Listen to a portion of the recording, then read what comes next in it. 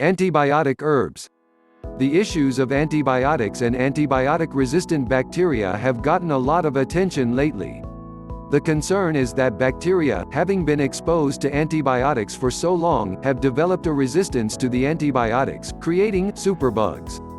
The grim reality is that bacterial infections that used to succumb easily to antibiotics have turned more serious, even deadly. Interestingly, though, herbs with antibiotic properties seem to elude the bacterial learning process and thus do not appear to produce resistant bacteria. Antibiotic herbs can be used around the home for minor infections and as antiseptics to prevent infection. Here are some of the more useful antibiotic herbs. 1. Garlic. This smelly but effective herb is an antibiotic powerhouse. It's also widely available and inexpensive. You can even grow it yourself. How do you use it? Garlic works best when used internally. It can be made into ear drops and used to combat ear infections. Simmered in broth or water, it makes a healing broth that works especially well for upper respiratory infections. Garlic can be minced and added to all sorts of foods, from pasta to salad. Many natural health practitioners believe that garlic is most effective when used raw, as juice, minced, or crushed. 2. Echinacea. You've probably heard of this herb. It's all over the place during cold and flu season, and for good reason. Echinacea is a powerful antibiotic and, in the case of colds and flu, antiviral. It also works as an antiseptic on wounds and to treat sore throats. How do you use it? Tea made from Echinacea's roots and aerial parts is not particularly tasty, but it can be drunk. Such tea can also be used as a wash for superficial cuts and scrapes.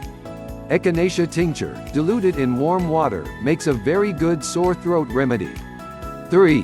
Goldenseal. The golden yellow color of goldenseal's roots give it its name, and these roots are the parts that are used medicinally. Goldenseal works well topically and internally, however, it is such an effective antibiotic that it can affect intestinal flora, and should not be taken internally for more than a few weeks at a time. How do you use it? Infused in boiling water and then cooled, Goldenseal has a reputation as a very effective eye wash for infections in and around the eye. Such an infusion also makes a very good wash for cuts and scrapes, and can even be used on surgical wounds, particularly on pets. 4. Ginger. Did you know that ginger can work as an antibiotic? It is reputed to be effective against E. coli and Salmonella, both of which are food-borne bacteria that can cause significant illness in people. It has even been shown to treat and cure ulcers. How do you use it? Ginger can be made into a tea using the fresh root or the dried and ground root.